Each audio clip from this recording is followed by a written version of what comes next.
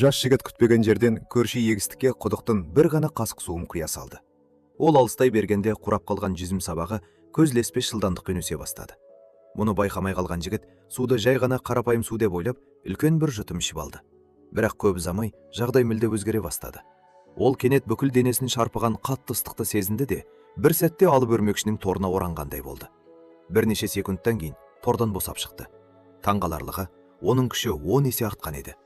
Ол еш қиындықсыз 500 келіден асатын тастарды көтере алатын болды.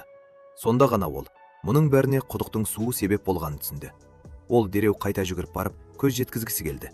Таңданысын жасыра алмай, құдықтың үстінде алып жүзімдердің өсіп тұрғанын көрді. Қуаныштан бір дәнін үзіп алып, дәмін татты. Иісі керемет еді. Аузына салған сәтте, бойына ерекше салқындық пен сергектік берді. Ол мұны базарға апарып сатса, байып кететінін түсінді. Солайша бірнеше шоқ жүзімді жинап, базарға барды. Басында адамдар 80 евро бір себетке арзан деп ойлады. Бірақ ол 80 евроны бір ғана шоққа сұраған естігенде бәрі антаң болды. Көпшілігі оны ақылынан адасқан деп ойлады. Сонда ол сатып алмас бұрын дәмін татып көруді ұсынды. Сиқырлы қасиетіне күмәнданған бір адам жүзімнің бір дәнін жеп көрді.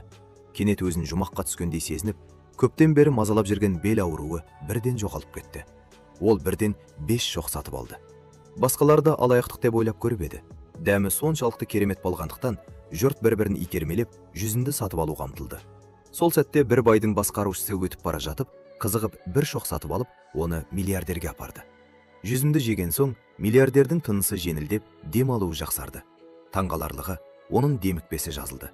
Ол дереу барлық жүзімді сатып алуды бұйырды. Бірақ жас жігіттің өнімі сол сәтте-ақ түгел сатылып кеткен еді. Көбірек ақша табу үшін ол түні бойы 2 акр жерді тазалап, түрлі көкөніс тұқымдарын екті де, бәрін құдықтың суымен суарды. Таңертең оянғанда көкөністер көз алдында өсіп тұрғанын көрді. Келесі күні алқап ірі қызанақтарға толып кетті. Құдық суының құпиясын сақтау үшін ол қызанақтарды тез жинап, базарға апарды. Бұл жолы ол оларды килограмын 20 евродан сатты. Жанындағы бір сатушы мұндай бағаға ешкім алмайды деп сеніп, сатылса, өз қызанағымды өзім жеймін деп күлді. Осы кезде әлгі басқарушы тағы да келіп, қызанақтың дәмін татып көріп, оны жұмақтың жемісіндей деп бағалады. Ол барлық өнімді сатып алып, бұл жігіттің жерінен 1 тоннаға жуық қызанақ алынатын білді. Бірден 40 000 евро аударды. Жандағы сатушы сілейіп қалды. Жас жігіт байып кетуге болатынын түсінді. Бірақ күтпеген жерден оның курстастарының тобында сурет тарады. Онда оны нағыз жұмыс таппай, жеміс сатып жүр деп мазақтаған еді. Ол олардың кек хайп қуып жүргенін білді. Сондықтан бір күндік табысының скриншотын салды. Барлығы таңғалды. Кеше ғана оны кедей деп мазақтағандар енді кездесуді сұрап телефон соға бастады. Бірақ ол олардың 200-лігін көріп тұтқаны қоя салды. Бірнеше минуттан кейін тағы қоңырау келді. Бұл жолы мектептегі танымал қыз еді. Ол оның мейірімді екенін ұмытпаған.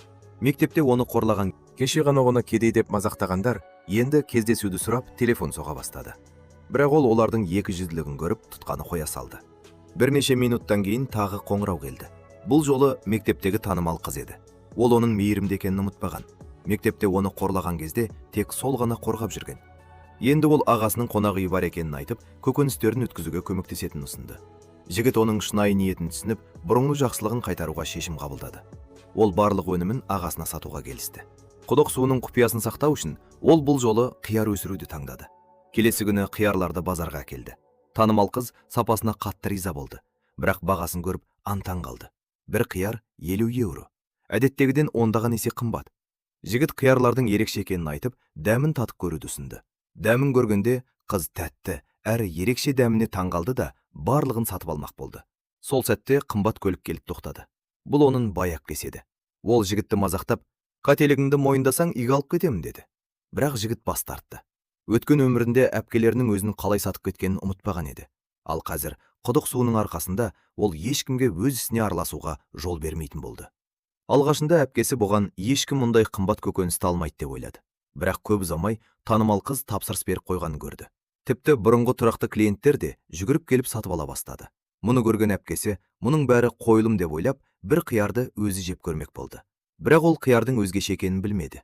Жеп болған соң, өзін айналасында сымбатты ер адамдар қоршап алғандай сезінді. Бұл оны мүлде есеңгіретіп тастады.